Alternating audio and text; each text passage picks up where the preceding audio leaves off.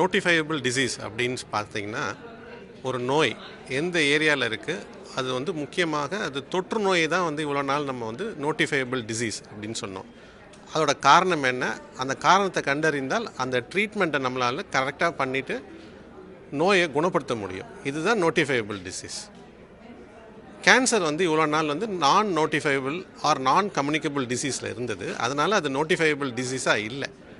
இப்போது அது நோட்டிஃபையபிள் டிசீஸாக கொண்டு வரும்போது நமக்கு அந்த எந்த ஏரியாவில் அந்த நோய் இருக்குது, அந்த ஏரியாவில் எந்த காரணத்தினால அந்த நோய் இருக்குது, எந்த வயசு குரூப்பில் அந்த இருக்குது, ஆண்களுக்கு அதிகமாக இருக்கா, பெண்களுக்கு அதிகமாக இருக்கா, இந்த மாரியெல்லாம் நம்மளால் கண்டுபிடிக்க முடியும்.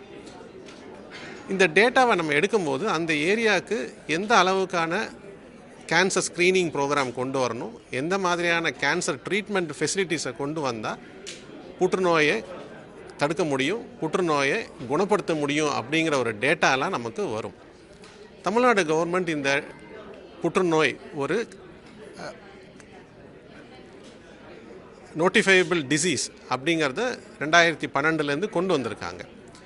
ஆனால் நாட்டில் சில மாநிலங்கள் இதை வந்து நோட்டிஃபையபிள் டிசீஸாக கொண்டு வரலை. இதே மாதிரி நாடு முழுவதும் இதை நோட்டிஃபையபிள் டிசீஸாக கொண்டு வந்தால் நமக்கு நாட்டில் அது எந்த மாதிரியான புற்றுநோய் இருக்குது, அதுக்கான காரணங்கள் என்னங்கிறது தெரியும். இவ்வளோ நாள் நம்மளோட டேட்டா எல்லாமே பார்த்திங்கன்னா ஃபாரின் டேட்டா தான். ஃபாரினில் இருக்கிற அளவுக்கு தான் நம்ம ஊர்லேயும் கேன்சர் இருக்குமானா இல்லை. நம்ம ஊரில் இருக்கிற கேன்சரோட ப்ரிவேலன்ஸ், அதாவது யாருக்கு வருது, எந்த மாதிரியான வருது, எந்த ஸ்டேஜில் வருது அப்படிங்கிறது எல்லாமே கொஞ்சம் வித்தியாசமானது தான். அப்போது நம்ம இந்த நோட்டிஃபையபிள் டிசீஸாக கொண்டு வந்தால் எல்லாருக்கும் ஒரே மாதிரியான ட்ரீட்மெண்ட் ஆப்ஷன்ஸும் அவுட்கமும் நம்மளால் கொடுக்க முடியும். இது வந்து தமிழ்நாடு கவர்மெண்ட் மூலமாக நம்ம பண்ணுறபோது இது வந்து சென்ட்ரல் கவர்மெண்ட்டுக்கும் இது வந்து ஒரு கோரிக்கையாக வைக்கிறோம். நாடு முழுவதும் கொண்டு வரும்போது இந்தியாங்கிற நாடு கேன்சரை எப்படி நம்ம வெல்லலாம் அப்படிங்கிறதுக்காக ஒரு வேண்டுகோள்.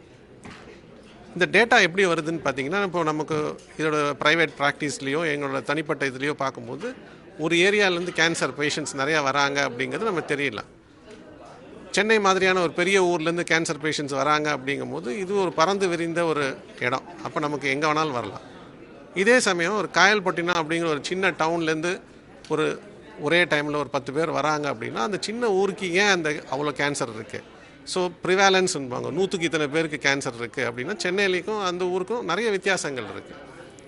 இந்த வித்தியாசம் ஏன் வருதுங்கிறத நம்ம கண்டுபிடிக்கிறதுக்காக தான் இந்த டேட்டா, இந்த நோட்டிஃபிகேஷன் இந்த மாதிரிலாம் தேவைப்படுது.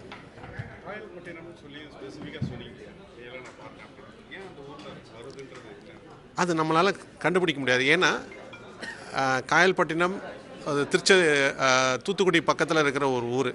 ஸோ நம்மளோட ப்ராக்டிஸில் நமக்கு வந்து ஏன் அங்கே இருக்குது அப்படிங்கிறது தெரியாது. பட் டெஃபினட்டாக கவர்மெண்ட் வந்து அங்கே போயிட்டு ஏன் இதுக்கான காரணங்கள், முக்கியமாக நாங்கள் பார்க்குறது பார்த்திங்கன்னா குடல் சம்பந்தமான கேன்சர்கள் தான் அங்கே நிறைய இருக்குது. ஸோ அங்கே இருக்கிற தண்ணியா இல்லை அங்கே இருக்கிற உப்போ இல்லை அங்கே விளையிற காய்கறிகளோ இது ஏதாவது அதுக்கு காரணமாக இருக்கலாமாங்கிறத நம்ம கண்டுபிடிக்கிறதுக்கு இது ஒரு முன்னேற்பாடாக இருக்கலாம்.